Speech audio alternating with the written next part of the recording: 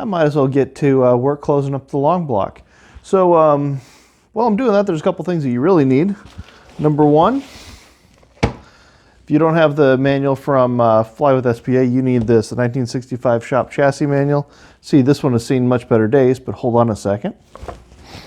I got a better looking one, so we'll go with this one, even though they're exactly the same as far as the information goes. All right, so you do need this because this gives you your torque patterns, torque values, everything you need to assemble the long block. For when you close the oil case, you need some RTV. You obviously need the main bearings for the engine.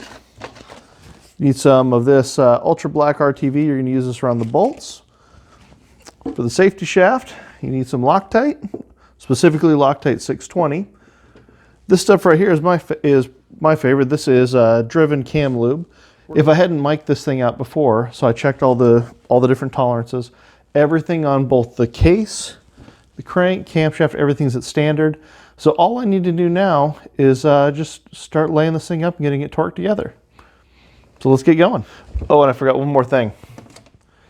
STP oil treatment. This is the best stuff for an assembly lube. It's got a lot of ZDDP in it, so that's what we're going to use to assemble this. All right, everybody, so we got the bearings down here. I'm going to pull them up for you. There's two different types. There's this full flange bearing. This is the one that goes on the back side of the case here. Then there's two other types of bearings. These ones here, if you look at the part number, I don't know if you can see it or not, pull way in here, they're right here. These say 2388 CP. There's two sets of these. And there's one set that says CPA. Now this one is for the very front bearing because it's a little bit different than the other two bearings. So now that I got that laid out, let's start getting the bearings in.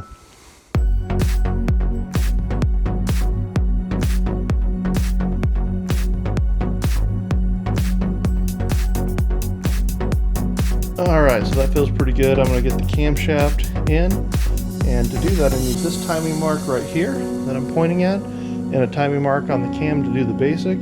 But really the thing is lining up the keyways. Once I have the keyways lined up, this thing will be just perfect. All right, so everybody, this is what I was going to show you. What I did here is I made a line on the cam gear showing you where the timing mark is. So you see it's exactly opposite of this keyway. Over here on the crankshaft, you get this timing mark right here, and you notice it is 90 degrees off of the keyway, which you can kind of see there. So the real way to orient this thing is if I set this keyway here to 90, this keyway here should be exactly 90 degrees off from it. If it's one tooth off, it's pretty obvious, but what I want to show you is this. Hopefully you can see it.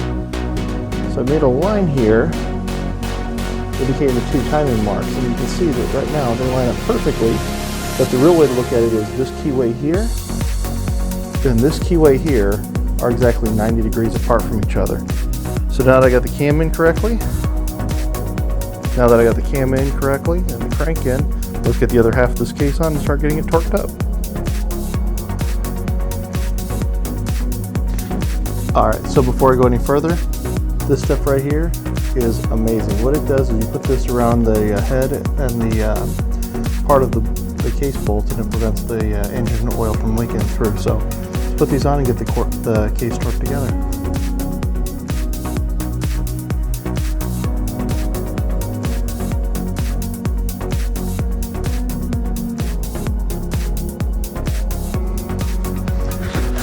So everybody, it's important that you have the right torque wrench when you're putting the two crankcase halves together and having the right information to do it. So according to the manual, the crankcase left hand to right hand is 50 to 55 foot-pounds. Now I know some of you may be tempted to go to Harbor Freight and pick up a torque wrench, but what you really need is a good quality American-made torque wrench. I know when you go to the Corvair colleges, William Wynn has Excalibur, as some have called it, which is a snap-on torque wrench.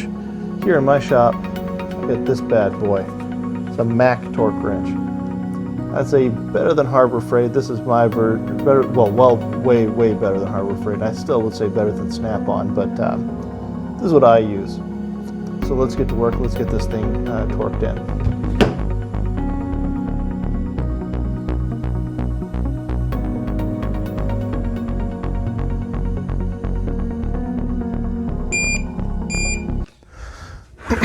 So as I was saying, got the block back together, cranks in, rotating, looking good. So gotta let this set up because again, we got some of that gasket seal right here, the stuff underneath all the heads, so they need to seal up before we really do too much more. But thing's rotating, it's getting late, so next time we get this guy installed and I'll have the long block together, and hopefully pretty soon I can get that 5th journal bearing on there. So this may be a last video for a little while, except I do need to get those heads off to William Wynn. As soon as that's done, you can see a little more progress. So catch you guys next time.